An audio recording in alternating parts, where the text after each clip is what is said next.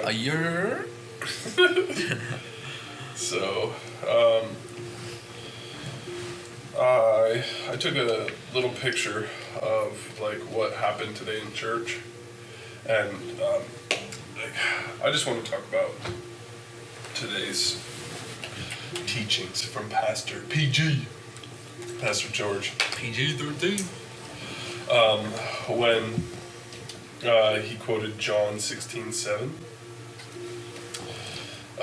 He says, "But I tell you the truth, it is to your advantage that I go away. For if I do not go away, the Helper will not come to you. But if I go, I will send him to you."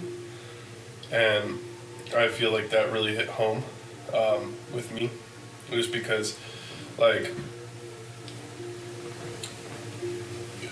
it just goes directly into your life of like, you might need to leave that situation. You know, it's to your benefit. You might not like it, because think about the disciples on like, they're like, dude, you can't go. Like, you can't go. You're like, well, I have to, because then you'll never get the help. And so That's I feel the whole point, boys. Yeah. I'm not here to hang out with you guys. Right. I'm here to fulfill the prophecy. Exactly. And I feel like there's going to be things that people are going on through in life, and you just have to walk away from it to really get that help, because, if you're in a noisy room, you're not going to really hear that. You're not going to really understand that. It really comes down to a clear mental space of, am I really going to receive it? Because if, like, let's say your friends drink all the time, you have a very hard time doing that. It's in your best interest to walk away from that. Oh yeah, that's what pretty much I guarantee half of Americans have such a hard time doing. Yeah. It's like most people probably are operating in a way they don't want to operate just because the environment they're in. I definitely did that. I have really good friends that just want to stick around in the partying environment, which it's like I enjoy it, and it's like it itches a scratch,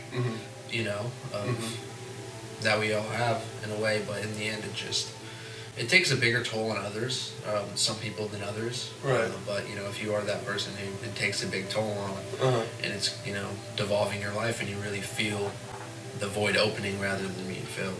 Right. Exactly. And it's just like, if you're like on the track and your passion, your love is to like let's say just ride dirt bikes, and you got injured, you got to leave and like go to that hospital to get fixed, Yeah.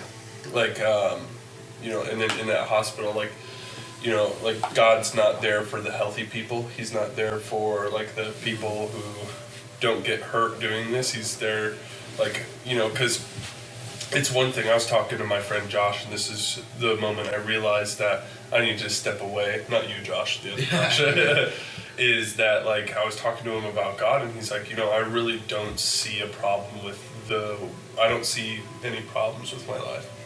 I don't see a need for change. I'm living pretty good in my eyes. JL? Huh? JL? No, not Lopez, but Martin. You don't know him, but I kind of realized, I was like, everybody should be striving to improve.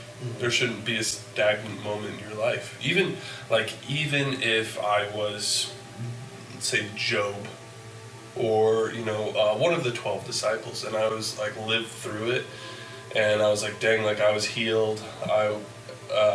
I'm always going to be looking for that next mission. I'm always going to be looking for that next step. I'm always going to be looking for that next growth, because with God, there's a chance like between where you're saved and you're saving. There's always that transition where you're learning and then you're teaching. Yeah. Because like you go through an aspect of a job where like solar, where we were like learning together.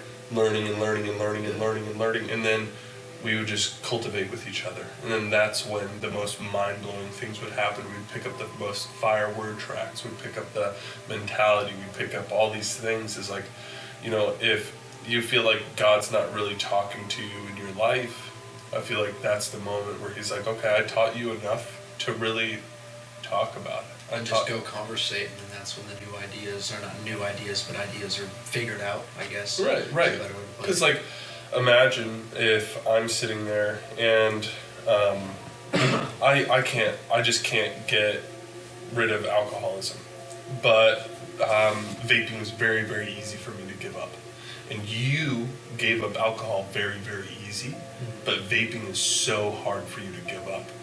And God is telling you, like, I've given you one thing, and there's a person out there that's going to give you every single one. But you can't just sit here between me and you. You've got to go out there with the other people and talk to them, because I can't give you every single solution. That's when you talk to my people. That's when you go to my disciples. Like when he gave the authority to these disciples to go cure these diseases, I don't think that, he's giving us like the full ability. He's just giving us one ability. Like, I think of it like a construction. If I only knew how to do concrete, I'm going to go out and find somebody who can do the next step. I'm going to go out and find somebody who do the framing. And then that person who does the framing might know somebody who does the drywall. Yeah. And then, you're going to cultivate. And then before you know it, you're going to be in this group of people that are so strong. And you all together can say, we can go build a house. Yeah, before God. Yeah. But then, we're going to be in a group and say, we know God. Because I don't know God fully alone, but together we all know God. Is it April 8th that a lot of people think Jesus is going to come back? I saw that. I read that somewhere. I didn't see it in the Bible, but... So funny thing is, I go into work, and everybody's like, oh, like literally people who are not even religious, do you think the world's going to end tomorrow? I was like, what? What do you mean the world's going to end tomorrow? They're like, oh, this and that and whatnot. And I was like, well, it just like boils down to what you prophesize. Like, there's no date in the Bible that says, oh, Jesus is going to come back April 8th after a lunar eclipse or whatever is going on. Is there a lunar eclipse going on? There's an eclipse or some shit, something like that. Sorry. Wait, does it say that, like, because I know there was like some stuff involving space that's in prophecies and revelations. Yeah, so what it is like, there's, I don't know the exact, but that lunar eclipse that happened here in like 2017? Yeah, I was actually surfing in Nia Bay while it happened. Yeah, so there was an eclipse that happened a few years ago, and it drew one line. And then this eclipse is going to draw another line. And then in the middle of that X is this town. It's like biblical, whatever. I haven't done my research on it.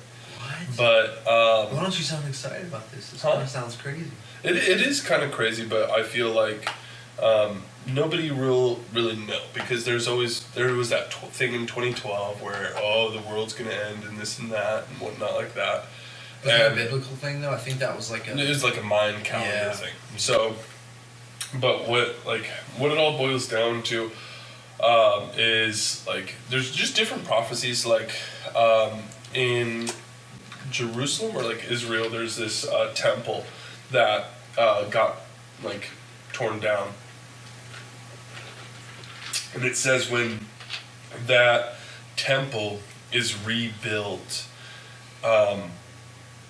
the Antichrist is going to come take the throne and like claim that he's God or something like that, which we have to do an episode on this of the prophecies being fulfilled. Yeah, I would definitely have to do my research on that. Me too. That's what I'm saying. We need to. I say we could even curb it, the conversation right here, just because I don't want to say any things, but I think that for one of these upcoming episodes, it should be strictly about revelations and the prophecies that are being fulfilled. We are looking to build a building. We just got a well out there.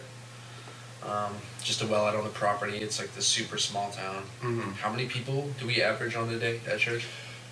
4, 8, 12, 16. I would say like 40 max.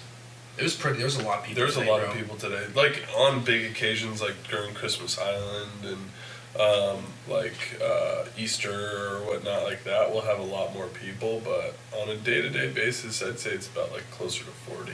40. Yeah, because there's 5 row seating. I'd say every row is 20. So yeah, I'd say like 40, 50 people on average. Okay. Got you. It's a great church. And how much do you know about building? Like, are you gonna be able to build? Are you gonna be able to correlate some of it? Yeah. So I was talking to Pastor George. We were looking over the blueprints and everything like that. And so there's a few things that like we'd obviously need equipment for. Like a backhoe. Yeah, like a backhoe, and obviously renting our own equipment like a excavator or like a skid steer.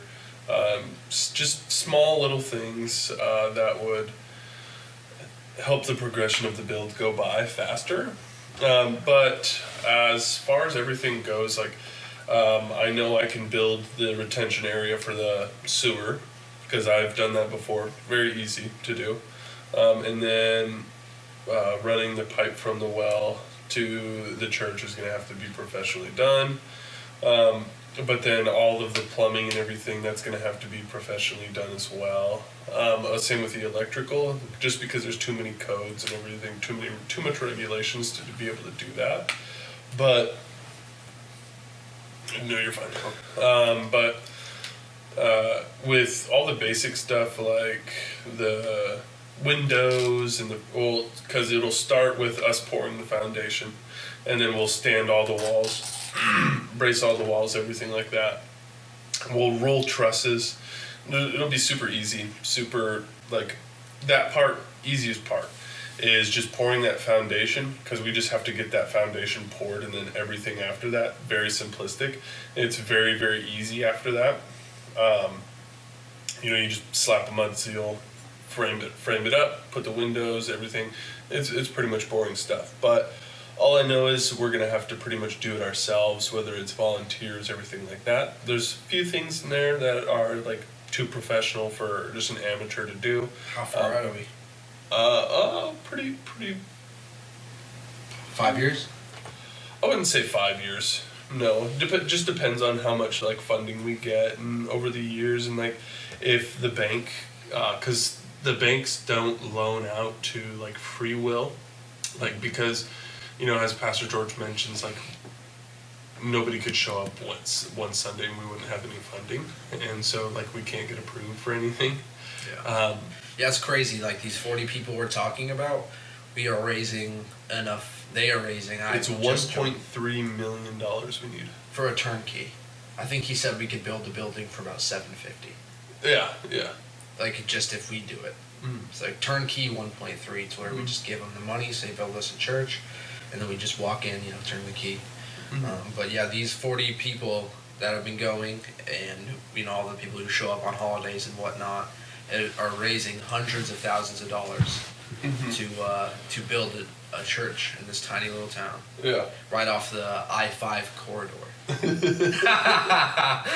It's gonna be so sick. I'm so glad I can now be a part of it. And yeah, that prayer PG dropped on me today was fire.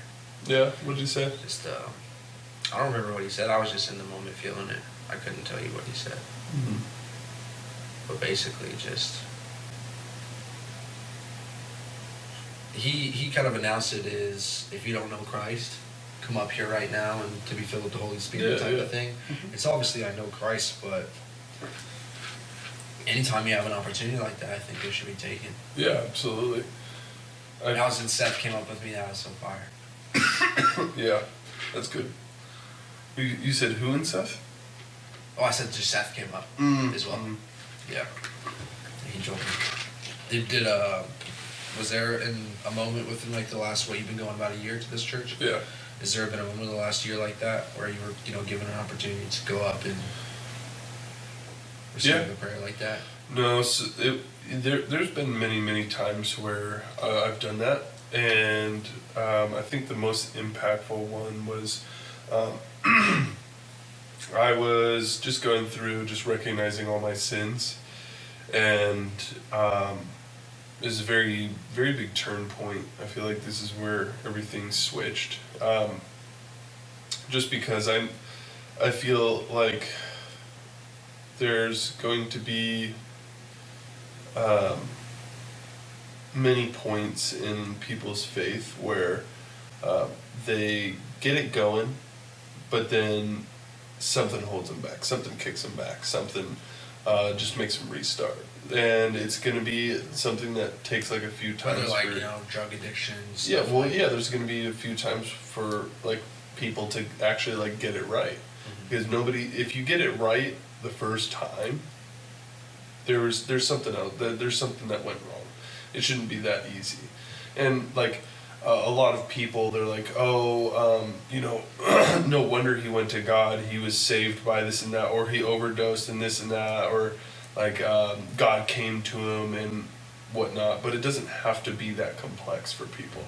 Sometimes you just have to come to the end of yourself and realize that there's a lot of yourself that you've held back from God. And that impactful moment was when I just met the end of myself, met the end of my flesh, and the only thing left there was spirit. And I was on my knees at the altar, and I mean, I didn't like, wake up in a hospital or anything detrimental, but I was sick of being myself and sick of the person I was and the things that I was doing. And I would just, I would sit there and like, I would ask for forgiveness, and I would pray and pray and pray and pray, but I didn't feel like I earned forgiveness. I was like, oh, I asked for it, like it's still, the weight is still on me. The weight was still on me. And I don't remember exactly what Pastor George was talking about, but he was still talking to everybody. He was still preaching to everybody. And I was going through praying, and like a voice in my head was like telling me like, it's okay, like I hear you, I understand you, I see you. I know you've been fighting this fight for a very long time, and I know you've tried multiple times, and I know it's taken you a lot to get here, and then Pastor Jordan had his hand on my head, and as Pastor George said this, the voice in my head said it as well. I said, you are fully forgiven. Let it go. And then I came to, and Pastor George was like, just let it go. Let it go. There's no reason for you to repent for your sins and just keep holding on to them. Keep dragging them with you. Your baggage is your sins. You can't just sit there and fill up this bag and give it to God, but tie a rope around it and drag it with you wherever you go. Like that's the whole point of repentance, is taking all your baggage, setting it down, and not letting it affect you anymore. Mm-hmm. And it takes a lot of a person's character to be able to say, I'm not going to let this wrong haunt me anymore, because I'm not going to give my physical body the power to let me do it again. Mm-hmm. And I feel like that's a very big turning point in people's lives where, you can realize that your past does not define where your future is going. It's about how you finish. Yeah, and from that moment on, I said this quote before, but from that moment on, I looked at my past as a line. A line, sometimes you get to draw it, sometimes it gets drawn for you, but no matter what, there it is. A collection of people that you used to be, a collection of situations that you used to be in, but no matter what you do, it's there. Mm. I lived in a personal, you would say hell, but that nobody knew of, and I was like fighting that battle, and a lot of people are fighting that battle. I know, like, as close as we are, I don't know what you go through mentally on a day-to-day basis. Yeah. And that's just how complex humans are. It's like, I'm not telepathic. I can't know what's going on in your brain. Mm-hmm. And But, you know, a lot of people are fighting this fight, and they just want to give up. They want to give in because it's so much easier to give up. Oh yeah. It's so much like, you know, like that's why addicts stay addicts, and that's why, you know, sinners stay sinners. Like I'm not coming from a bad point. Like, oh, you're a sinner. You got to fight this. No, I'm better than you. No, I'm saying like it's gonna take a lot. But you have to come to the end of yourself and say that, you know, smoking is not me, or drinking is not me, or sinning is not me, lusting is not me. Like, I am done with it. I'm not going to let it affect my life anymore. I'm not worshiping it. I'm going to replace it with God. I'm going to give it to God. And He's going to take it wherever He wants. We forgot the video, brother. No, that's fine. That's fine. I was just thinking about that. I like the audio because then, you know, if something has a video, I want to watch it. And so I couldn't like hop in my car and like listen to this. You could, and then we could also throw it on like audio. We could release 2 versions. Hey, yo!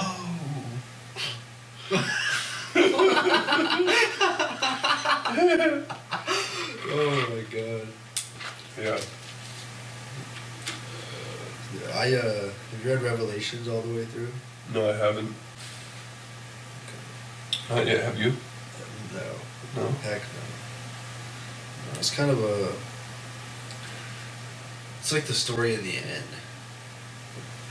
Yeah, it's what's gonna happen in the future. I know, yeah.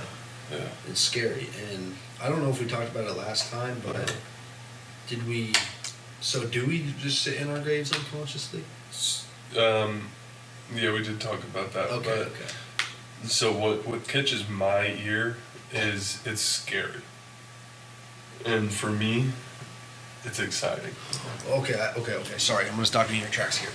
So, doesn't it in the book say there's gonna be like 120,000 people brought up, or does it not specify a number? I don't know. I like I said, I haven't read Okay. Revelations at all. Because as far as I'm concerned, I'm pretty sure people basically disappear back into heaven, or then become angels, and then come down to fight. Right. And then the people who basically haven't dedicated themselves to Christ will be left to live through the apocalypse. And then the earth will be destroyed, and then it'll be, you know, judgment day, and then there'll be the new heaven and the new earth. So I was just like, do you feel like you're gonna be one of the people that get brought up to be an angel, or are you gonna have to live through the apocalypse, you think? I don't think that's for me to decide, think, or worry about. Yeah. Because it all just depends on character, really. Like, I asked this question to one of my coworkers today. I said, you know, if you died and went to heaven, and what would you say? What would you say? You die. Imagine you live to your 80, or you get into a car wreck. Last thing you remember is sliding into another vehicle. You close your eyes, you open them, and you're in front of the pearly gates in front of, I forget the gatekeeper's name, but then... You're asking me what I would say? Yeah, what would you say? What would you say?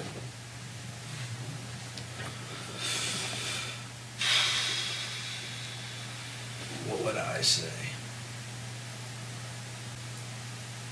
Probably a lot of apology. I'm real sorry.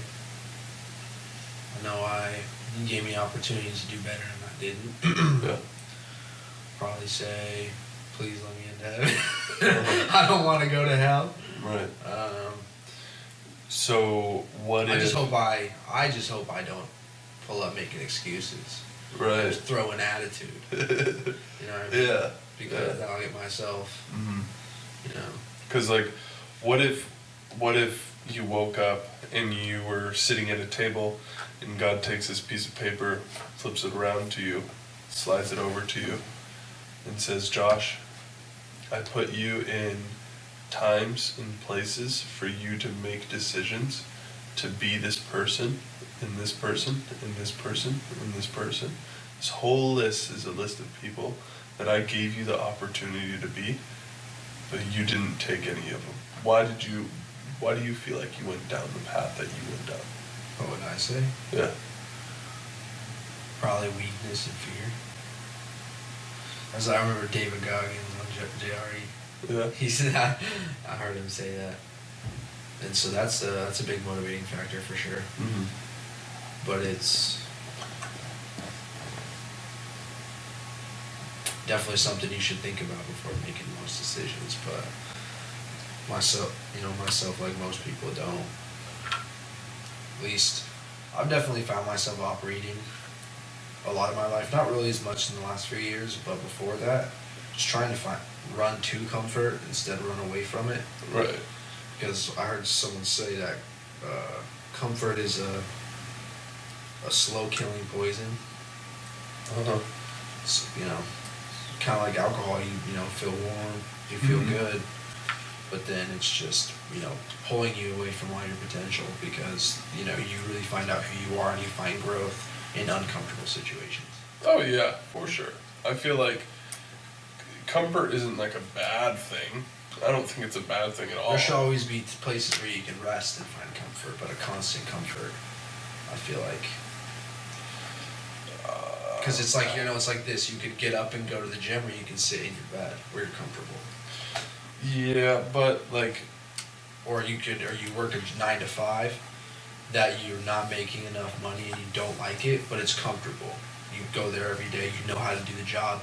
The idea of going to a new job that could, help you blossom into a person you want to be, but it's like, oh, I have to learn something. I have to be a student again type of thing. Mm-hmm. It's like sitting in those type of comfortable situations inevitably are just going to bring you your downfall. Because imagine I just stayed at the warehouse and just worked the job and just was like drinking and well, imagine if you weekends. Never stepped into church. Into that uncomfortable situation. Today when Pastor George offered someone to come up, and I was like one of the only people to stand up and go up there, I was uncomfortable, bro. I was hella uncomfortable. Yeah. But it brought growth. Oh yeah, yeah, like the moment that I was talking about where I was sitting there in front of the altar while Pastor George was preaching to everybody. I was the only one up there. In front of the 40 people. Even if it is 40 people. Like, it's just all these people that I don't really know. And, I don't feel like it's comfortable and uncomfortable. I feel like it boils down to godly and ungodly. Is this thing bringing me closer to God? And some things that bring you closer to God are uncomfortable. Yeah. And some of them are. And I feel like, that's what it should be shooting for. Is not like, is my life comfortable, but is my life one that God would look at me and say, well done. Like, same thing he said to Job, or to Jesus, you are my son and I'm proud of you. Like, that's the one thing that I strive for. I don't, I could sit here and say, I don't want to live a comfortable life. I want to sit here and make millions. I want to be uncomfortable, but that wouldn't bring me closer to God. Elliott. Yeah, I wouldn't. Yeah. That wouldn't bring me close to God. And there's people who go down that path, make a bunch of money, and then realize that God is the answer. And I would rather go to God and get to that point of the money factor rather than getting to the point of the money factor and realizing that God was the solution. Because I feel like that's where the journey ended. Is let's say for Jacob or something like that, or Andrew Tate or whatever, whoever we want, Elon Musk gets millions, billions, trillions of dollars and then realizes that it means nothing. I outworked. I left everything behind. My family, my friends, God. I left everything out the way. Living in a big house and nobody's in there. Yeah. Don't even have God with you. Yeah. It's one of those situations where right. Which it can be fortunate or unfortunate, but if you do find yourself in that situation, all that money you've made can go towards helping God. Right. Yeah. No. I read this thing today. And it says that I would rather, let's say, it's Psalm 84:10. For a day in the courts is better than 1,000. I had rather be a doorkeeper in the house of God than to dwell in the tents of wickedness. And I would much rather be somebody who sits in a small shack full of God rather than a big fat house with money, lust, greed, everything that surrounds me. I'd rather, because I know that within God, I don't have to have millions of dollars. Obviously, I want to live a comfortable life. I want to live a life that's above mediocrity. But money isn't that. God didn't put us on the earth, and like Adam and Eve, He didn't put them on the earth and say, "Okay, go make money." He said, "Okay, go make love." Love is truly what we're on this earth for, is to love. And honestly, I had this realization, bro. Religion is a lot like gang banging, like Bloods and Crips. Oh God, bro. we're not saying the things right now to really like pertain to anybody. We're not like, oh, we can't say this because it'll offend this person. Because we could literally sit here and have a normal conversation, me to you, and we're gonna offend thousands of people. Because God says that to accept me, you're gonna be hated. Pretty much says you're gonna be hated by a lot of people if you accept me. Yeah, just like JC. Yeah, and so like, if we were to say, something about this ideology and somebody believes in that ideology, we're going to get that person's hate. But truly what's in our heart is love, and we're not dishing out any hate towards anybody. We're just trying to show the love to everybody. And just because it went against their views, then, it's wrong. It's bad. It's, oh, no, you suck. Yeah. So, I had a realization that, like, religion is a lot like gang banging, like gangs. Yeah. Like Bloods and Crips and whatnot. Alright, let me hear you put this shit together. Okay, yeah, so, everybody, let's say the hood. Everybody lives in the hood. Everybody lives on Earth. Right. And they need something because they don't have much. And they need something that they can all come together and do. And they could fight. They use it to fight for each other. And it's a gang. And then somebody doesn't agree with somebody in that gang. So then they leave and then they make their own gang. And then, now, they don't like each other because they don't have the same beliefs. So now they're going to go to war. They're going to go hate each other. They're going to say, you're wrong, you're doing everything wrong. Our way is the right way. Your people are doing the wrong stuff. And if you were to go to the Bloods, if you were to go to the Catholic Church and learn everything they had to teach you, all the values, everything like that, and then you went to their rival, whoever that is, and said, hey, I'm a Catholic, they're going to beat you up. They're not obviously not beat you up if they're a religious person, but with their words, but if you look at the people who like saw the need for it and created the gang in the first place, they would say, this is not what I created it for.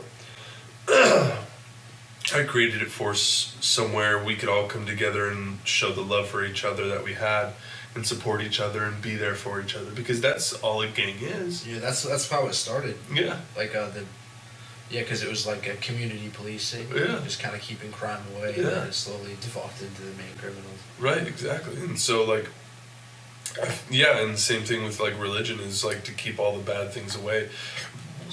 But then there's so many bad things in religion nowadays. Yeah, well, so if Jesus Christ is the truth, mm-hmm. I mean, what can be done about the growing Muslim population? What do you mean? Well, if Jesus Christ is the truth, which I believe he is, then Yeah. every time someone converts to Islam, Uh-huh. they're getting pulled away from God. And the biggest sin, the number one sin, is blasphemy and worshiping something besides your Creator, Right. and the Son of the Creator, Jesus Christ. Right. So it's just, and when I see things online of speaking of gangs, like I saw this thing, it was like all of O Block converts to Islam, and it's like. And it's a thing that's happening, bro, that specifically black folks, inner city black folks are converting to Islam, and every time that they do that, they're pulling away from Christ and worshiping something that we believe to not be the truth. Right. So I'm just saying, like. So my question for you is, when God had Moses, spoke to Moses through the burning bush, and pulled the people out of Egypt, and then he went out to the mountain and told the people, don't worship any false prophets, but then he came back and they were worshiping the golden cow. Yeah. Did God punish them? He did all this work to save them. He did everything that he could to save him. He literally had some random dude go do these crazy things to save him, and they turned their back on him. They were doubting him. They were starving. They were doing all this crazy stuff. They So I'm saying that, so a depiction of, we could say Jesus is Moses in the situation. He's going up to heaven, and we just start worshiping some golden cow, which could be Hollywood, shit like that.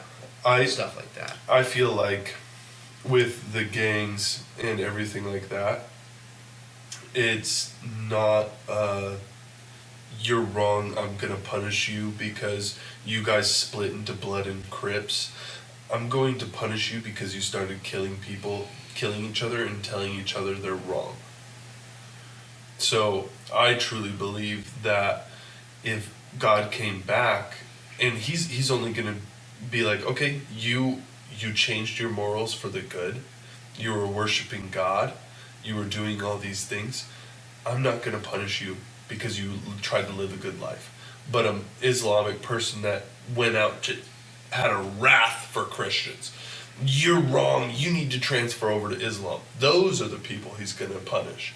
Okay. Because imagine, me as a Christian going over to somebody and saying, you need to repent, you're wrong. God is the only person who can do that. Yeah, so I'm not saying what should we do with them, as in should we think they should be sent to hell? Do you think there should be something put in place that, because that's something I want to do, is preaching in a church would be awesome, but once I become a student, I believe I know enough to go really speak and convert people on a daily basis. I would like to just go to populations that are being affected by false prophecy. Right. So populations where people are getting converted to these religions that I don't believe to be the truth. Right. And go preach. So do you think that, Vinny, I think that, I know you want to be the pastor of Maytown one day, but I think you could be more effective doing something kind of like that. Well, obviously that the pastor is the end goal. Yeah, obviously, God is going to, put me on a journey and do all these things for me along the way, and I'm totally open to that. I don't know what God has planned for me next. I don't know what's up on my journey list. I don't know what's up next. I really don't. Right, and you have free will. I do have free will. And you can go do whatever you want. And I do have the choices to do those things. And I truly believe that there's going to be a moment where God whispers in my ear and says, this is me. Do this, do that. And I'm just trying to go with the wind on it. But I don't, I'm not going to walk into a synagogue and say, you guys are wrong. If somebody's sacrificing babies and this and that and saying it's religion, then that's a totally different story. But like people who aren't harming anybody and they're loving people and they're doing that, because if you just boil down religion and you boil everything out, everything, literally anything you could possibly think of, all that's going to be left is love. A love for being alive, a love for somebody else, not hurting anybody else. That's all. That's all it's going to be. Yeah, left. But God didn't say that you get to heaven by not murdering anybody. He said you get to heaven by repenting for your sins. But he also, to God. But he also says, through Jesus Christ and admitting that He's the Messiah. Well, yeah, but there's also that 10 Commandments: don't kill, don't lie, don't. And what's steal. One of the biggest ones? Blasphemy. I feel like blasphemy can be looked at in a lot of different ways. Just like it boils down to super simple. Just don't deny the fact that Christ is the Messiah. And I guess I don't think that's in the 10 Commandments because they were written before Jesus, but basically that would be blasphemy if you do deny Christ to be the Messiah. I have to look at the 10 Commandments, but... I'm not saying I'm right, that's just what I've heard over and over again. Right. So you not commit adultery, don't murder, don't steal, don't bear false witness, honor your father and mother. You should have no other gods before me. So you shouldn't worship anything like yourself, sin, lust, anything before God. You're not gonna covet, like desire to the point of seeking to take something that belongs to another person. So you're not gonna like go steal somebody's house or wife or anything like that. And then you're not gonna make idols.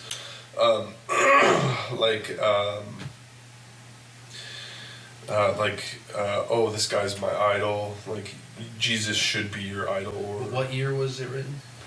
I don't think it says. Well, it was before Christ, I imagine. I think Jesus was the one. Who wrote it? Mm-hmm. No, it was Moses. Wasn't it? Yeah, it was for sure Moses. Is it? Yeah. I don't know. Look it up right quick. But I'm pretty sure it is. But so if it says, so I'm kind of exploring this idea. Then, so if it says don't worship any god besides me, can you just worship any god? And then it's like, if you just call it God, even if it's say Allah, like how I was saying. What if it's like, if you worship Allah and only Allah, does that make you eligible to not be violating that then? So, because if we follow the 10 Commandments, but then there's a New Testament.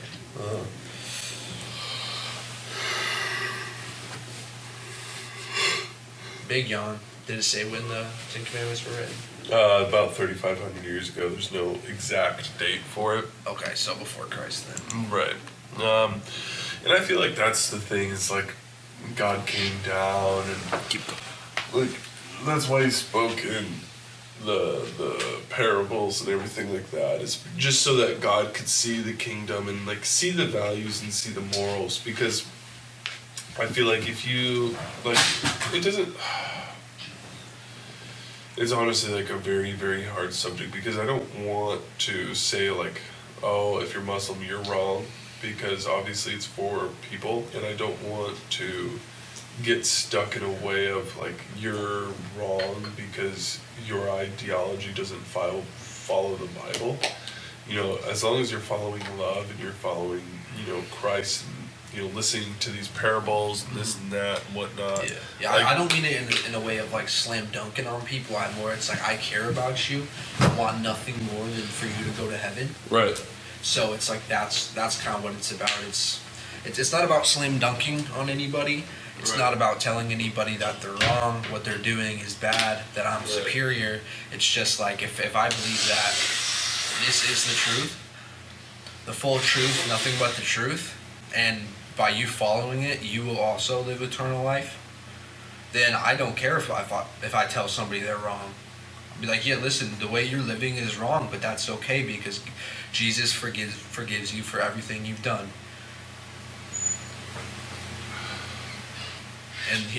But you can't tell somebody they have a problem if you don't have a solution. You can't tell somebody they have a problem without giving them a solution.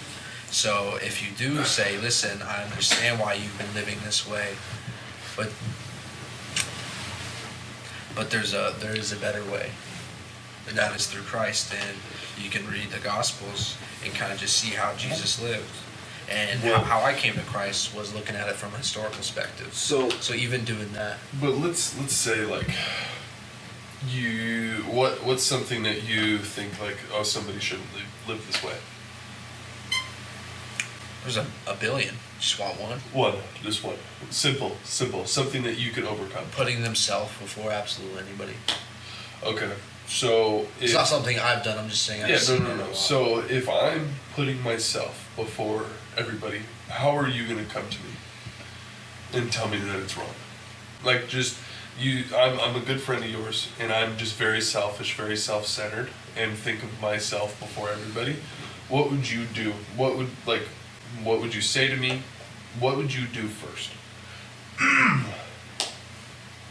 I don't know, it'd have to be a situational thing where it would have to be brought up. What I would do is I would just wait for a situation where it backfired, and I would explain to them kind of, basically take that scenario, explain what they could have done differently in hopes that they try to follow certain guidelines like that. Maybe if I've had a strength where just for example, I'm somebody who's really good at putting people before me where it counts. Right. So then I can take those strengths that I have and kind of break it down to them, be like, yeah, man, like the outcome you wanted, you would have got it by, maybe just putting yourself on the back burner and just not, when that's hard to be because we don't have a scenario at hand. Yeah. So but basically, just try to give them a guideline for maybe next time. What's something that you do that you don't like, is wrong? What's something that I do? I know it's wrong. There's a lot of things, but what do I want to bring up right now? Right. So probably. Let's just say in the past, probably abuse of drugs and alcohol. Okay, so if I was a good friend of yours, and I knew it was wrong, and I knew that there was better out there, I wouldn't wait. I couldn't wait. I couldn't sit there and watch you destroy yourself. Yeah. What I would do is I said, hey Josh, why do you do so much drugs right now? And then you would say, I don't know. What if they said that? You know why. Whether you want to tell me or want to admit it to yourself, there is a reason why you do the way you do. Do you know that you're loved? Do you know that I'm here for you? Mm-hmm. You do? Yeah. Okay. So why do you do that? Then I would say it's just so hard not to do it. I understand. So what I'm getting is that you think that doing this is the only solution? No, it's just the one I find myself. It's just the easiest. Yeah. Okay. So if I were to say to you that if you were to do something that was a little bit harder to do, but you never had to do it again, would you rather do that than do this as easy over and over and over and over and over again? Or something just hard once? Something hard once. What's the hard? What is it? I'd love to hear. Going through and discovering that you are loved. Because I feel like right now you are trapped in a mental game. It's just mental capacity. You're sitting there beating yourself up, whether you feel like you're unloved, you're unworthy, whatever it is that's going on in your brain. I know that I'm here to listen to whatever you have to say and whatever you feel like you are. But I'm here to say also that you are not that person that you think you are. You are a person that is destined for greatness. You are a person that is so capable of everything that you ever thought and dreamed of as a kid. God doesn't give you the ability to dream and the inability to do those things that you dreamed about. And when the point comes to where you want to allow me to love you and allow me to show you the way and be there for you, I'll be at the doorstep. And by that point, I would have led the horse to the water, and I can't force you to drink. Yeah. But what I can do is I can tell you that there's no crocodiles under that water. We are not in a land where something's out to get you. This is water straight from my jug, and I'm here to help you. Yeah. And I feel like that's where a lot of people go wrong, is because they are so quick to tell these people a solution, rather than digging deep down to find out what it is they are doing and what their mental state is that keeps them doing that. Because I wish there was somebody who just sat there and told me that. Like, how many of your friends have you told that to? Have you had the opportunity? Haven't had the opportunity. You said you wouldn't wait for an opportunity. You wouldn't sit there and let someone destroy this. I'm not trying to dunk on you. I'm just saying, dude, that was so beautiful that if you took that to some of the friends you know you're struggling with, and you literally said what you just said to me to them, bro, I think it would help immensely. But that's the thing is, you have the conscious mind to sit down with me and have a level-headed conversation. Some people don't. And a lot of people don't. Yeah. Because... You ever, try to really just get to the nitty-gritty with somebody and they won't stop making a joke? Or just saying just trying to avoid it so much. It's really hard to just keep trying, because then you feel like a burden on them. Yeah. And that's how I feel with my friends, is because the conversation is always about the flesh and sin, and there's no conversation about what are we doing this week to better our lives. Yeah. There's no seriousness. It's all jokes. It's all in the moment you try to get serious, they joke, they walk away, they get afraid. It's a big coping mechanism to keep joking, because once you really talk about the nitty gritty, I mean it's super simple, but you have to face it. Yeah. You have to really sit in it, and it's almost like a hangover, Yeah, because if we were sitting down and having that conversation, the first step to getting over a problem is realizing you have one. My friends have not realized that they have one, and so they're never going to give the opportunity to talk about it. Yeah. And so you'll never have that conversation with somebody who does not consciously know that they have a problem. How do you get somebody to realize? Do you tell them? That's just, you can tell them. You can tell them, hey, I think you have a problem. But the likelihood of that happening, slim to none. For them realizing by you saying them? Because as much as my friends, quote, loved me, they saw my drinking, they saw my daily habits, they saw the hole that I was in, and never stopped once to say, Vince, you have a problem. Vince, what's going on in your life? What's going on? This happened, this happened, this happened, this happened. Obviously, he's going through something, but I'm just going to let him go through it. Because I'm going through the same thing. We're going through the same thing, so obviously, it's just yeah. Make every excuse to go through the uncomfortable conversation with somebody. Absolutely. Yeah. I mean, I have definitely a few good friends that if I would just, really just talk to them, and keep digging at it. But again, you don't want to try so hard that you push them away. Yeah. And then at that point, then you don't ever have a chance. You never have an opportunity to help. That brings me back to the beginning of this podcast, is that the helper will never be sent until you walk away. Sometimes you have to walk away from those friends who don't know they have a problem so that they can get the help they need. Because if they always have you as a crutch, they always have you there, and you both are going through it, they're never going to get the help that they need. You might need to buck up and go get your help by yourself, but that opens the door for somebody to come in and help them.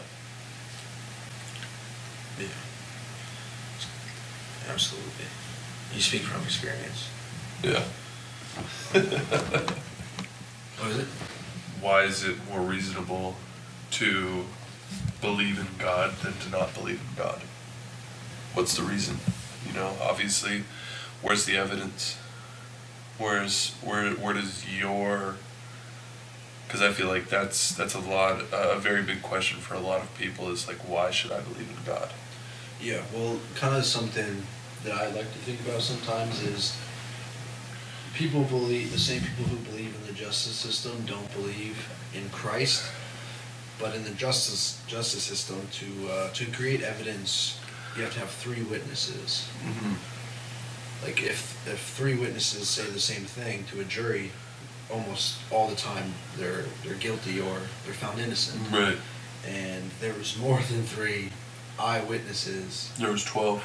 Of Jesus Christ. Correct. There's 4 times as much. But those same people will say, there is no evidence of Jesus being the Messiah when there's a dozen people all saying that he performed miracles. Right. But what about the dinosaur bones? We went over that last time. What about the dinos? Well, let me tell you this, miss. Yeah, but I feel like, everybody's like,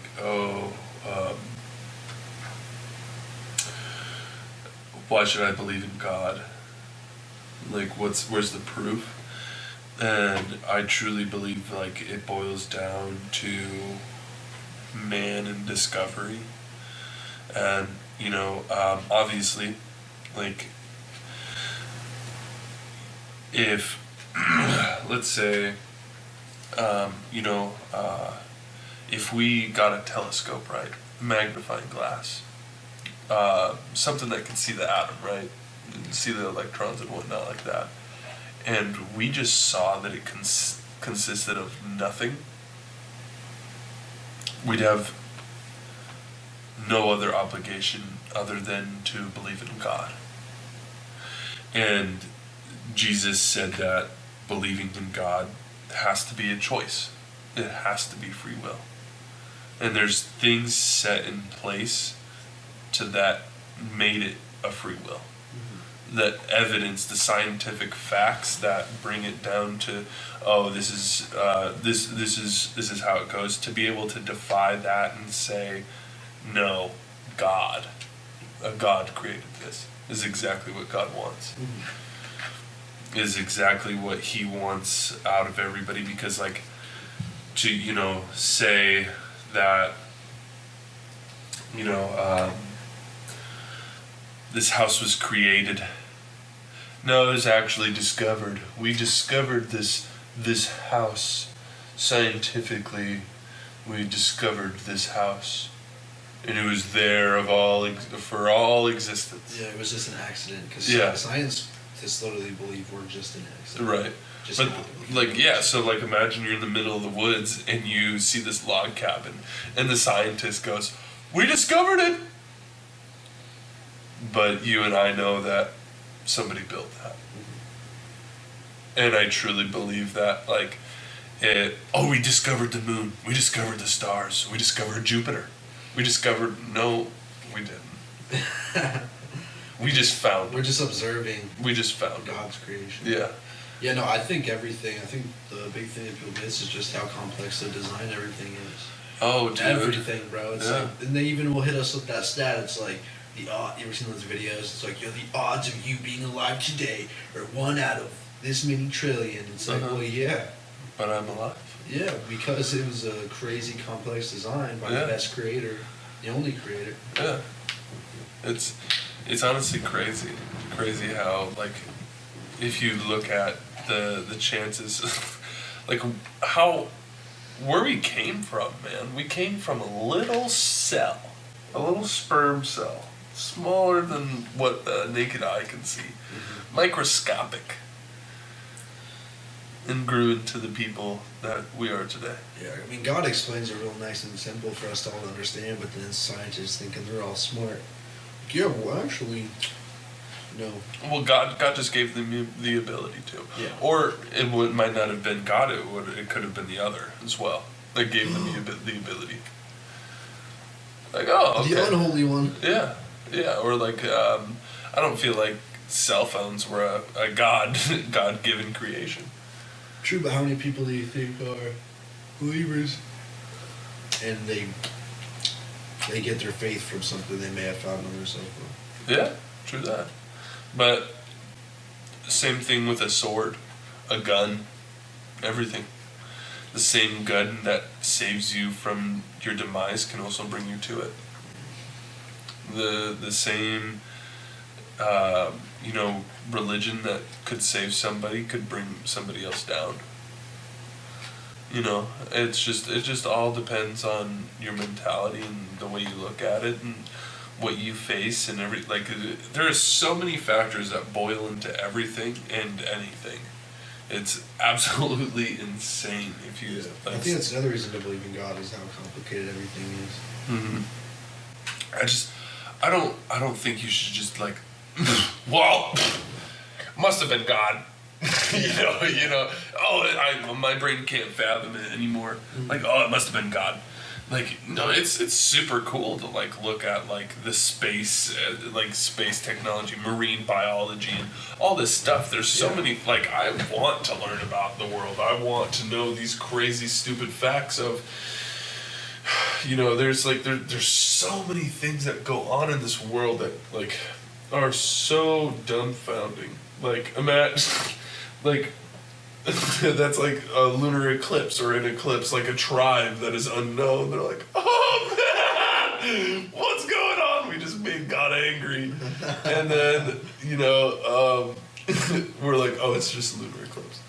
It's just an eclipse. It's just the moon passed by the sun and it just blocked the sun. Like, I feel like those are the things that like naturally happen that are like, okay, we just need some reasoning. It's not like anything. It's just kind of like you said about just giving up and following God. That's like what a lot of people think religious people did, is that it's like they couldn't comprehend all the science and maybe a bigger understanding of the world, so they just gave up. I'll just give up and go with Jesus, which right. It's like a lot of scientists basically who were scientists before, maybe astrology, is it? What? Astrology is like the stars thing stuff? white girls love. Oh, some asparagus. Yeah. Asparagus. Yeah. No, what is it? Astronomy, that's what it is. It's like astrology. Right. Honestly, I don't even know where I'm going with this, but yeah, that's fine. I know people who have studied the Bible basically from a scientific perspective ended up being Christians. Yeah. So it's not something, you're not led to Christ by ignorance. Right. I'd say you're led to it by approaching it with just wanting to understand what it is, and then with faith to believe the things you don't quite understand. So I don't think believing in God or JC is giving up. It's just knowing that the world is full of so many things of right and wrong, and it's having that character development of saying, I want to seek the right in this world. Mm-hmm. I want to seek the psychology and how to treat somebody right and this and that to like truly like be able to go throughout this world. We're only here for a limited time. I want to do the best I can while I'm on this earth. Rather than, somebody with a different mentality of, we only live once, we're going to party, we're going to do all this crazy stuff. Like, I had that mentality for a really, really long time of like, I'm only here once, I'm going to party as much as I can. But that's not why I'm put on this earth. I feel like everybody has that time where they get the opportunity to. What are you doing with your hand, bro? I was looking at my nails and I was like, let me do a zesty. And so I hit it with that. The James Charles. But no, I feel like everybody has the opportunity, like, just how I said, where God slides you that paper and says, these are the people and things that you could have done. Everybody has those opportunities. Everybody has those things that they can do. And, like, to impact somebody. Because I don't want to go throughout my whole life, like, just partying and not having an impact on anything or anybody like that. I want to guide people and show people, like, there's something more to this earth than partying or doing whatever you think is right. Mm-hmm. Whatever it is, whatever, like, purpose you think you have or purpose you think you don't have. I want to prove to you that life is not random. You're put in certain circumstances for certain reasons, and there's a higher power to it. There's a higher understanding far beyond of what we can comprehend. Mm-hmm. Because, like, think about your life and what you're going through. Everything happens for a purpose, good and bad. The bad you went through has taught you lessons. The good you went through has taught you how to be grateful. Mm-hmm. There's a lesson you could take out of everything. There's a lesson I could take out of peeing in the toilet. What? Yeah. What's that lesson? I know it was just a play on words. If I had to take a lesson out of peeing in the toilet, is that get close so you don't splash? No. Is that always aim so you hit the right target? No. Is that my body always pull down your pants so you don't pee your pants? Oh, sorry. My body is always going to pour out something negative, whether it be the words that I say, the poop that I defecate. There's always going to be something, whether it be my language, whether it be something. But if I were to go pee on a building and spread it everywhere, it'd just be nasty and disgusting of me to go out and speak the language to the people and have it affect everybody around me. But I'm sitting there and putting all this negative stuff that comes out of my body into something that disposes of it, which is God. You hear that, chat? This man really just found a lesson. I don't know if you heard this parable, but I'm gonna present it to you like it's something that happened to you. Okay. Well, imagine, right? You owe this guy 10 grand. And I think we might have talked about this parable. Did he? Did I? This is the one where he was forgiven and then okay. to his homeboy. Okay. He owed him like 100 and he's like, bro. Mm-hmm. And gets him jailed and then. Yeah. Okay. But talk about it again. It's a good parable. Yeah. So like, I was just gonna say, like, imagine you owe somebody 10,000. You're like, dude, I can't. Like, please don't kill me. I can't repay it. And then you start walking away. He forgives you. He lets you go. You start walking away, and then you run into some dude who owes you a band. What are you gonna do? I mean, my first instinct is definitely probably gonna be like, oh, that guy owes me money. You know, you might get into like some. Are you good, bro? Oh. You wearing the cowtail? No, but I mean, first instinct, I'd probably be like, want my money. Like, oh, that's $1,000 that the guys have. Especially if I don't have money to pay this guy. Mm-hmm. If I don't get, then I probably need some money. But then, I don't know. I think the reason that parable speaks to you is because it's like there's going to be a party that's like wants that money. Mm-hmm. But also, if you were, sat down and was like, bro, I just forgave you. Mm-hmm. Of $10,000, gonna run to this guy and then mm-hmm.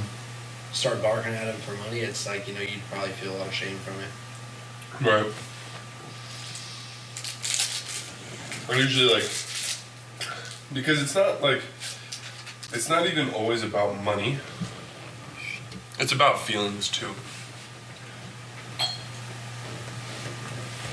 What do you mean? Imagine if I offended you real bad. I offended you really bad, and you were very, very angry at me. And then, but you were like, you know what, man, I forgive you. And somebody comes over and offends me. And I sit there and decide to hold that grudge against them instead of forgiving them. Or like somebody does like, like, you know, I go out and I steal this dude's car. And then I'm mad because somebody stole my bicycle. You know what I'm saying? Like, you can't be mad. Right, but like you go out and steal this dude's car, but the dude forgives you. Yeah, you go. And then you find out somebody stole your bicycle. Yeah. And then you're like, nope, I'm calling the cops, bro. Yeah, like you go pull a Kia boy. Fucking, yeah. Yeah. And like, then someone steals your BMX, and now you're all salty, trying to call the ops, the police. Right, find out, like, hey, you know, this person just stole my bike. right. Like, how's this person gonna forgive me? Yeah. And how could I hold it against them when it was somebody else when I did the same thing, or even like the same thing? It's like what that kind of reminds me of is, you ever like hate something that you do? It's not exactly correlated, but it kind of made me think of like you do something and you don't like that you do it, but then you see somebody else do it, so you'll like chastise them about it. Like, I don't know, it's a good example. Like if you hate that you smoke weed. No, I wouldn't say that because I've never chastised someone for Yeah.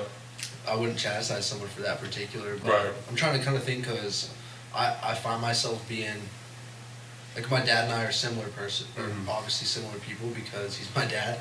And there's some things that I don't like that I do, so when I see him do it, I'm just like, why does he do that? But I do the same thing. Yeah. That's how it manifests in you. Like, yeah. No, that's like a really good correlation too. Yeah. That's like even deeper. Yeah. To like how we operate on a daily basis. And yeah, one thing that I think stuck out in the Bible is, or maybe it was something that somebody, like a religious figure, said, but it was, how can you not, or who are you to not forgive yourself if God forgives you? Yeah. Like, who do you think you are to, you know, chastise yourself when your own Creator forgave you? Right. Which, because we have free will, you know, we're able to just, you know, not forgive other people. Like, for example, say your friend, your spouse just wrongs you, and they've apologized a bunch of times, and you just like will not forgive them. Yeah. But even God forgave them, because maybe they went and prayed to God and said, hey, I'm so sorry for doing this. But then, you know, you're sitting there just like over and over again, just like not forgiving them. It's like, well, God did. So who do you think you are to hold this, you know, this guilt against them? Yeah. Type of thing. But yeah, wow.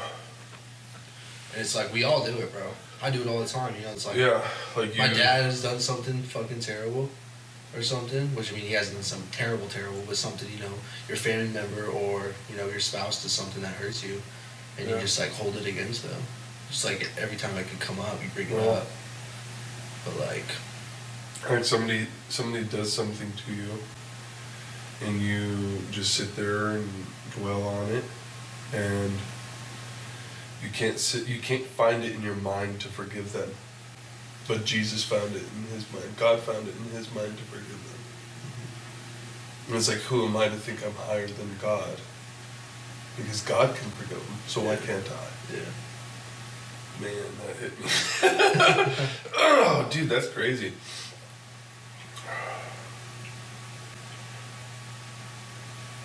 I never thought of it that way. Dude, Matthew is such a good book. Like, that was, it's so good that that's the first one. Yeah, dude. Because John's really good too. I just started reading it, like, actually. but I can already tell it's gonna be a banger, bro. Like this one's gonna be so good. But Matthew is just like that. Whoever designed the Bible and put the First Testament together, like they knew, like yeah, we're putting this hit up right up top. Because oh my gosh, if the mic wasn't being held up on my Bible right now, I could pull it on my phone. But there's some like there's another one that kind of explained like if somebody wrongs you, like within your community, you're supposed to bring it up them, like one-on-one.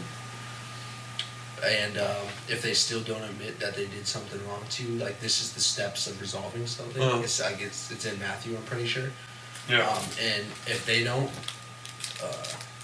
admit it, then you find if there's two witnesses to the issue, like to the wrongdoing, you bring them to the person who did the wrongdoing, and then you basically three talk and say, no, listen, you did do something wrong. You need to admit it, so we can, like just so we can resolve this problem that we have. And then if that doesn't work, then you take to the church with the pastor, Right. and then you bring it up. Like if it's a member of the church, Right. You take them, with the pastor, and you say, this is what he did, and this is an issue. This is what I did, and we just have an issue we can't resolve. I'm wrong. He didn't, vice versa, and then that's how you're supposed to resolve. And I was like, dude, that is such a great little system that even 2,000 years ago, like it was designed. That's what's so crazy is I always thought like anything before, when someone's like in the 1100s, I'm like, oh my god, that was probably like when I was a kid. Like even though science class teaches you not,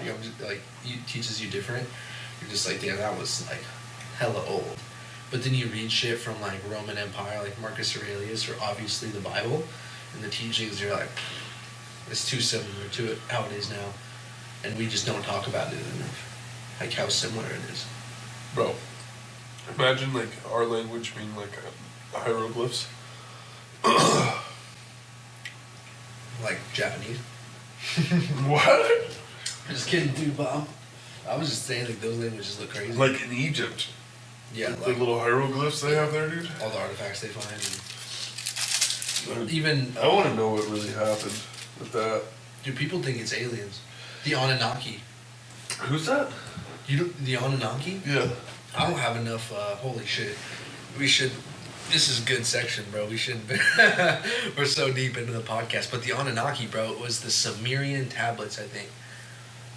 Gosh. The Samaritan. Yeah, the Samaritan tablets. Basically, I should know more before I'm even talk about this, but I'm going to just give it a little taste. I know. They have like these tablets, basically, that line up almost identical to the Bible. And it's like the Bible, I'm pretty sure. Like, it still stores from the tablets, obviously. But it's like talk about the Anunnaki, which Christians believe to be angels, which are like these big, like what some people say, oh, it's aliens, and then other people believe no, that's obviously angels.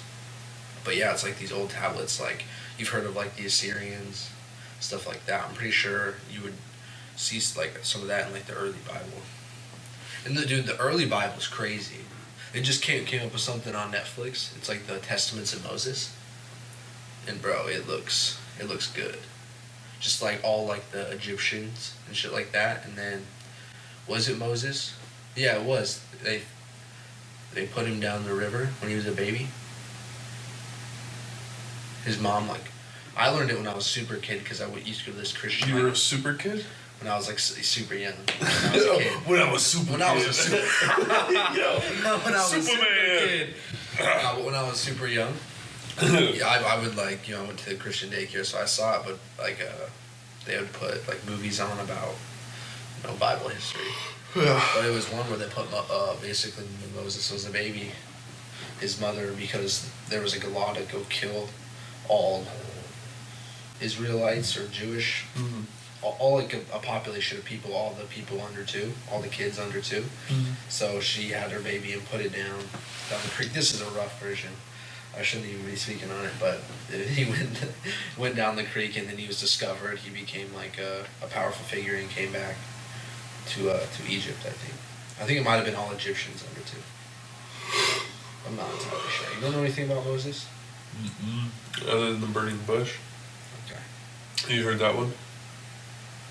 The burning bush? Yeah. I've heard. a little bit, but I want you to talk about it. Like, so, or he's like out in the desert and he like runs into this tree that's on fire, and it's God. So this is gonna be like a really rough version as well. But probably one of my favorite stories because it's one of the first ones that I learned. It's honestly crazy, and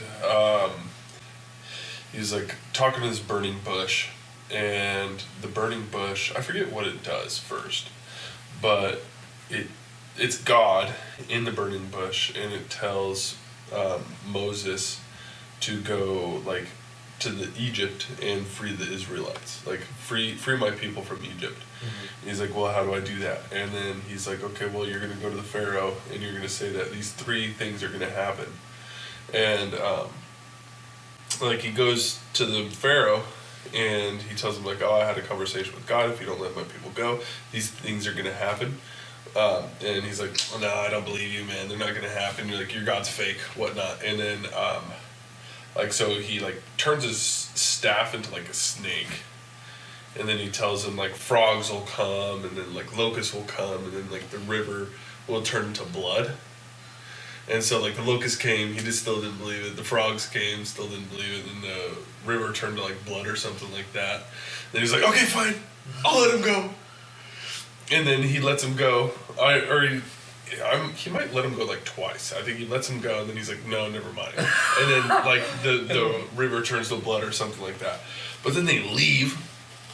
They're dipping. They're like halfway through. They're like walking through the desert like a group of people. Like imagine it like not to be any certain way, but like when Abraham signed that bill to release all the slaves. Like where did the slaves have to go? You know? Yeah. Like, they're just gonna walk aimlessly. So they're out here walking aimlessly in this desert, doing, like, nothing. They're like, dude, why did we do this? They're like, dude, I'm just gonna go back. I want food. I want shelter. I'm just gonna leave. This God stuff isn't too crazy. And then Moses has to, like, remind them. And he, like, does something to remind them that God is this and that. Something happens, they get food or something. I think something falls from the sky or something, but... Maybe the chance of meatballs? Right. But then they get to the Red Sea, and he was told by God that, like, go to the Red Sea and he'll part it for him. And so he goes to the Red Sea. He's like, okay, like, what's going to happen now? Like, what's going on? And then they start crossing, but then the people from Egypt start catching up in the river. It's like a movie scene. And then the Christian people get through, and then the freaking river collapses and it kills all like the Egyptian people. And the people who just got saved get to go into wherever it is, Israel. Damn. Mm-hmm. Yeah, I think that we gotta watch that thing on Netflix. Yeah? Yeah. I think it's gonna be fucking fire. Yeah. Heck, it's really good. Dude, it's we're an hour and a half in. Yeah, I think we should say if we do post a short, it's gotta be a clip of the conversation about the slaves wanted to go back. Yeah. Hey, we gotta go back. Yeah. You gotta go. But yeah, no, I think that's really good podcast for today. I don't really have like any major topics to go on. I feel like what we said today is pretty good. Oh yeah, for sure. Yeah. 100%. We gotta edit out something. Yeah, well we'll probably just edit it out after this story, and then we'll probably just do an outro. Mm-hmm. What's the outro? Or just end it. Probably end it, but we'll just say, yeah, we record every Sunday after church, so hopefully we can get them up every Sunday night, maybe Monday morning, Monday afternoonish. But yeah, that's been Vinny D, JR. And Saved by Christ is the current title. We're still, because if you look it up, there's like 1 billion of them, but I think it might be good to stay. You just gotta work hard to get to the top. Alright.